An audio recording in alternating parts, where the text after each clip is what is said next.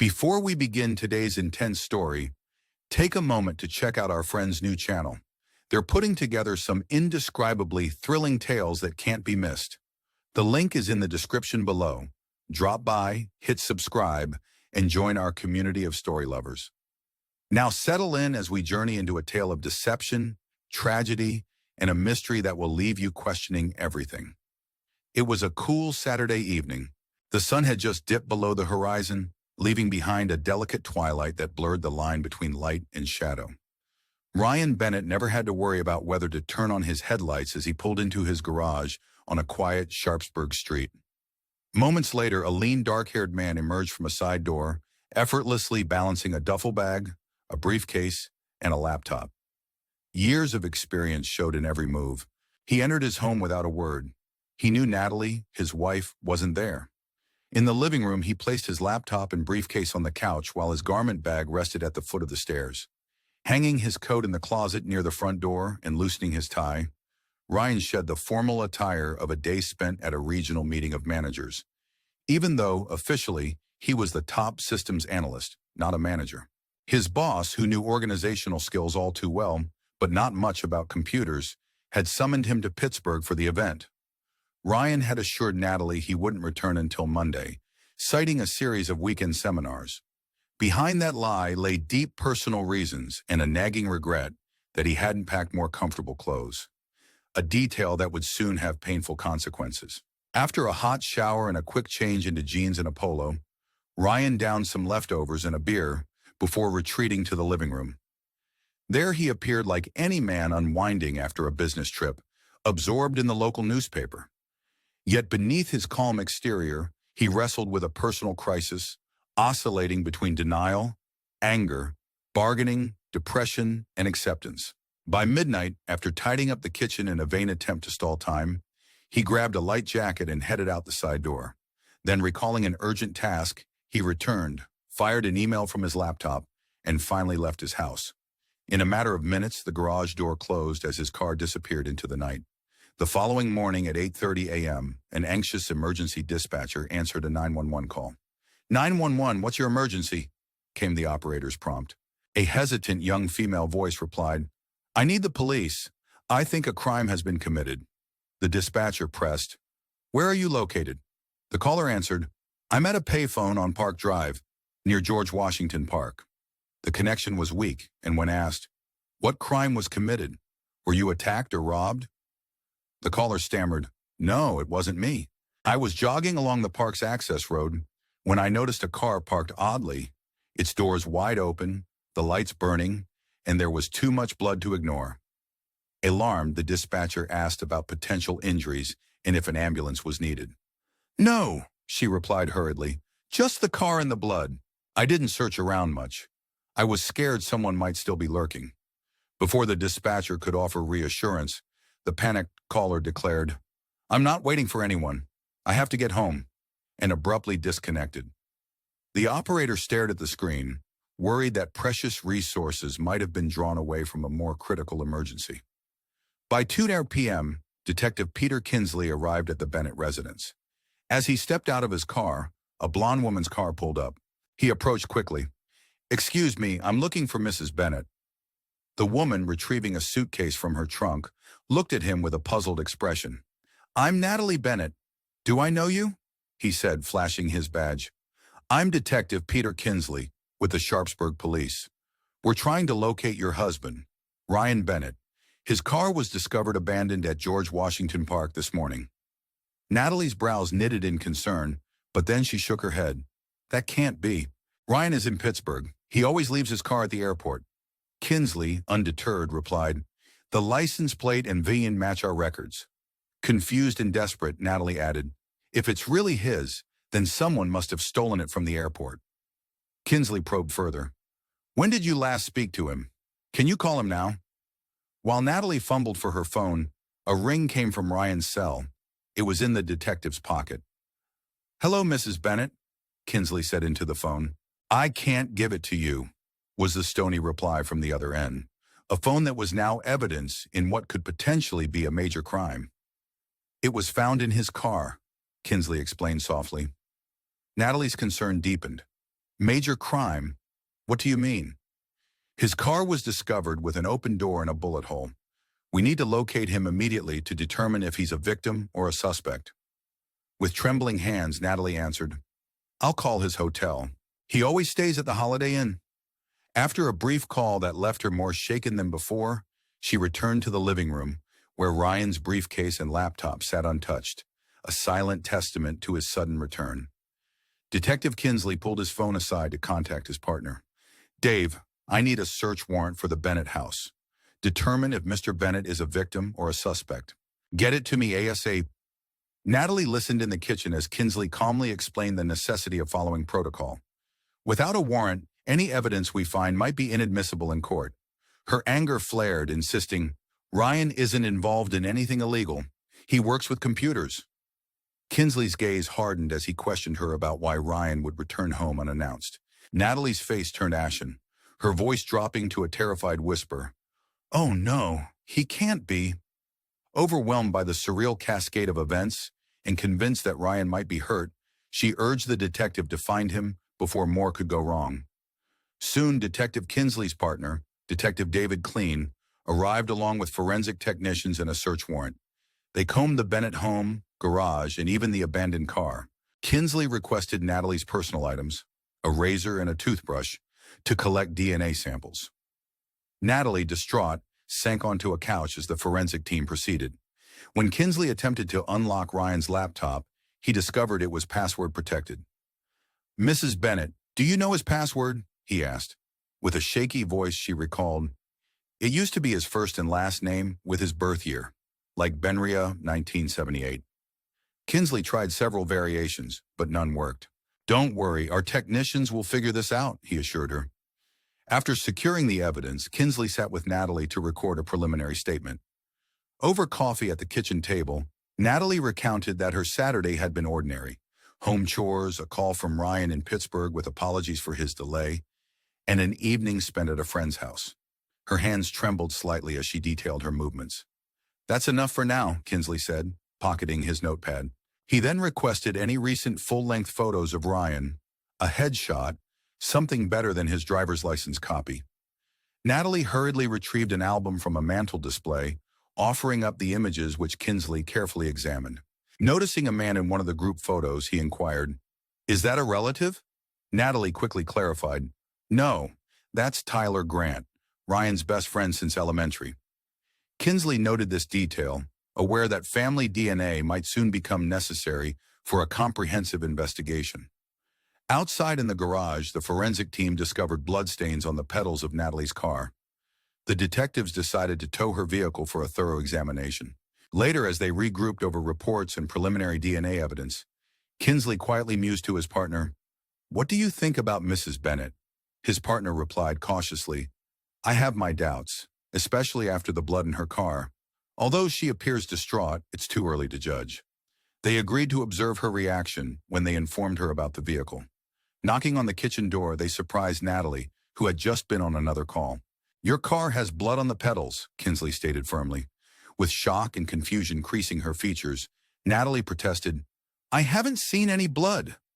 But the detectives remained resolute. If this was connected to the gruesome scene at the park, every minute counted. As the day turned to evening, Kinsley and his partner began compiling statements. They were soon reviewing forensic reports that painted a picture of Ryan's car found abandoned, bullet holes marring its surface, and traces of blood that forensic experts linked to a second gunshot wound discovered on a body found near firewood. Meanwhile, Detective Clean arranged for evidence collection while Natalie, still overwhelmed, sat quietly, her despair palpable as each new detail added layers to an already complex puzzle. The investigation took another twist when a Crime Watch volunteer answered an early morning call. Good morning, this is Crime Watch. We offer up to $1,200 for any tips on unsolved crimes, the volunteer explained. An older gentleman's voice, laced with apprehension, inquired about immediate payment if his tip led somewhere. It depends on the usefulness of your information, the volunteer replied. The caller revealed he'd seen a large man with blonde hair disposing of a rifle and 2 shovels under the 3rd Street Bridge. Specific details, like a dark blue car with a license plate starting with SS, led the volunteer to assign tip number 157. Soon after, a diver recovered the discarded items from the river, and forensic tests confirmed the weapon matched evidence from George Washington Park. Back at the Bennett house, Detective Kinsley and Detective Clean soon surrounded Natalie once more. Kinsley, with a firm tone, confronted her about how blood had ended up on her car's pedals and pressed for answers. As Natalie's distress mounted, the unsettling possibility that her husband's disappearance might hide more than a simple miscommunication loomed large. Her protestations, that Ryan was never involved in anything illegal, fell on skeptical ears, and soon Natalie was led to provide a formal statement at the station, with the offer to have legal counsel present. At the station, in a stark, dim interrogation room, Natalie recounted the details of her day, her voice quivering as the detectives probed every gap. Simultaneously, Kinsley's partner prepared to examine Natalie's recent photographs and correspondence with Ryan. The interplay between evidence gathered at the home and her own patchwork recollections painted a picture of a man once immersed in routine, now caught in a whirlwind of chaos. Later that day, detectives took their investigation to Ryan's workplace and even met with his lawyer, Robert Graham. The lawyer confirmed key emails from Ryan's computer, emails that hinted at a brewing confrontation and a planned divorce. At the same time, investigation into his supervisor's recollections of Ryan uncovered inconsistencies. Ryan had been expected to be away until Monday, yet his car had been found near the park. With mounting contradictions, Detective Clean and Kinsley decided it was time to bring Natalie and, crucially, Tyler Grant, the best friend and accomplice in a tangled affair, into the spotlight. In an unannounced visit, Natalie was startled once again when detectives reappeared at her door. Her anxiety escalated as questions about her relationship with Tyler Grant emerged. "Are you having an affair with him?" Kinsley pressed, the question hanging heavy in the air. Natalie's face drained of color, and after a long, anguished pause, she murmured, "Yes." The revelation shattered any remaining semblance of innocence. Natalie's voice trembled as Detective Becker presented documents that Ryan himself had once used to hint at divorce, a plan born from betrayal. A small tracking device allegedly installed in her car revealed evidence of clandestine meetings. Tears streamed down her face as she insisted that Ryan could never be involved in such treachery and that Tyler was merely a friend. But the detectives had gathered compelling physical evidence. Blood found both on Natalie's car and her shoes, combined with forensic data from Tyler Grant's landscaping business, the very same shovels recovered from the river, began to weave a damning narrative. The interrogation room turned into a stage for raw emotions and conflicting testimonies, with Natalie pleading for mercy and Tyler insisting on his innocence, even as accusations and new evidence piled up against them. As the day drew to a close, the detectives split their findings. Kinsley and Becker spent the remainder of their shift filing extensive reports while planning the next steps. By early morning the next day, they were following up with Ryan's lawyer once again and collating forensic results that seemed inexorably linked to the Bennett family crisis. Over the next several hours, a series of interviews, searches, and forensic analyses took place, building an intricate and disturbing picture of what really happened that fateful weekend. Tyler Grant, when finally brought in for questioning at his home, and later at the station, maintained that he had been a victim of circumstance, an unwilling participant caught in a web of secrets, betrayals, and hastily orchestrated evidence. Yet when confronted with surveillance footage, email exchanges, and even partial DNA evidence, his story wavered under the relentless scrutiny of the detectives. "We were careful," he insisted, "but if Ryan discovered our affair, perhaps he did something drastic." As his words faltered, it was evident that the truth was more convoluted and painful than anyone had expected. The investigation took on a life of its own, spiraling into a trial that would capture the nation's attention. The courtroom became the arena for dramatic testimonies and heartbreaking revelations. Natalie and Tyler, once a united front in their secret tryst, now found themselves facing a trial for second-degree homicide. Despite desperate pleas of innocence, overwhelming forensic evidence, from lipstick-stained emails to blood traces, shovels branded with a company name, and even a tracking device that mapped every secret rendezvous, was laid bare before the jury. Judge Harrington presided over the trial with a stern air as District Attorney Eric Radford presented his opening statement, detailing a narrative of betrayal so potent that it seemed almost theatrical. According to Radford, Ryan had tracked Natalie and Tyler to a residence on the night he vanished, only to be met with violence, a sequence of events so grisly that bullet holes, blood splatters, and drag marks on a car transformed into a damning montage for the prosecution. Natalie broke down repeatedly in court as she was forced to confront the crumbling facade of her once happy marriage. James Whitmore, their attorney, defended the couple with a passion born of desperation. He reminded the jury of the fundamental principle of the presumption of innocence, urging them to focus on gaps in the prosecution's evidence, glaring inconsistencies, the absence of a solid motive, and the disturbing possibility that Ryan might have orchestrated his own disappearance. Yet despite the defense's efforts, the emotional testimony of forensic experts, computer specialists, and even emergency responders painted an almost unassailable picture of a crime gone horribly wrong. As the trial wore on, revelations piled up in rapid succession. A computer expert recounted emails and tracking logs that detailed secret meetings, while testimony from a forensic scientist confirmed the presence of Natalie's and Tyler's blood in unexpected locales. The courtroom buzzed with tension, the air thick with a mixture of outrage, pity, and anticipation. Natalie's repeated statements of love for Ryan clashed painfully with the evidence that suggested an entirely different narrative, one of calculated betrayal and irreversible loss. In a dramatic twist, a line of questioning led to the disturbing admission that Natalie and Tyler had met in a compromising manner on the night of Ryan's disappearance. Even as Natalie's tearful confession muddled her words, the prosecution's witnesses laid out detailed forensic results. Ryan's blood on the car, on Natalie's shoes, and on items that could not be easily explained away. The detectives' relentless pursuit of every shred of evidence had unearthed a cascade of damning details. After hours of testimony and grim courtroom drama, the jury eventually returned with a verdict, guilty of second-degree homicide. The sound of the gavel punctuated the tragic end, as Natalie's anguished cries and Tyler's frustrated fists reverberated through the courtroom. Handcuffed and overwhelmed by disbelief, they were led away to start the beginning of a long prison sentence, 15 years to life. In the weeks and months that followed, their lives were reduced to court dates, long nights in jail, and an unending series of appeals. Natalie faced the harsh reality of a financial collapse, joint savings emptied by Ryan's actions, and a social stigma that threatened to erase any vestiges of their former lives. Tyler, once confident and defiant, had seen his business crumble and his reputation tarnished beyond repair. Yet even in the midst of despair, whispers of a possible breakthrough emerged. A dramatic revelation arrived when a package appeared at the Innocence Project's New York office.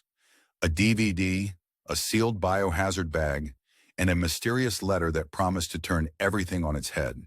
The letter told the shocking truth. Ryan Bennett was still alive. In a recollection that read like a tragic confession, Ryan revealed the deep anguish of betrayal, his secret preparations to frame those he once trusted, and a final, desperate attempt at revenge, a plan that had spiraled out of control. With meticulous detail, Ryan described how he had staged the entire crime scene, how he had planted blood, disposed of a revolver and shovels, and used voice changers to mislead the police. In this final confessional account, he laid bare his intention to leave behind a new identity, a life unburdened by the guilt of his past. Ryan's letter was accompanied by irrefutable evidence, DNA samples, fingerprints, and photos that all pointed to one staggering conclusion. The wrongful convictions of Natalie Bennett and Tyler Grant, two innocent people condemned for a murder that never truly occurred, had been based on nothing more than Ryan's meticulous deception. In a subsequent twist that shook the foundations of the justice system, state officials eventually acknowledged the error. A heartfelt apology was issued by the Attorney General, and efforts were quickly made to free Natalie and Tyler. With financial compensation granted and the promise of a full reinvestigation, Natalie and Tyler returned to court for a final reckoning, a public admission that the system had failed them. Although their lives were forever marred by the ordeal, a fragment of justice was finally served. As we close today's story, let its twists and heartbreak remind you that truth is often stranger than fiction, and in the shadows of betrayal, sometimes the most devastating secret is concealed behind the facade of normalcy. If you found this story as riveting as we did, Do take a moment to like, comment, and subscribe to our channel.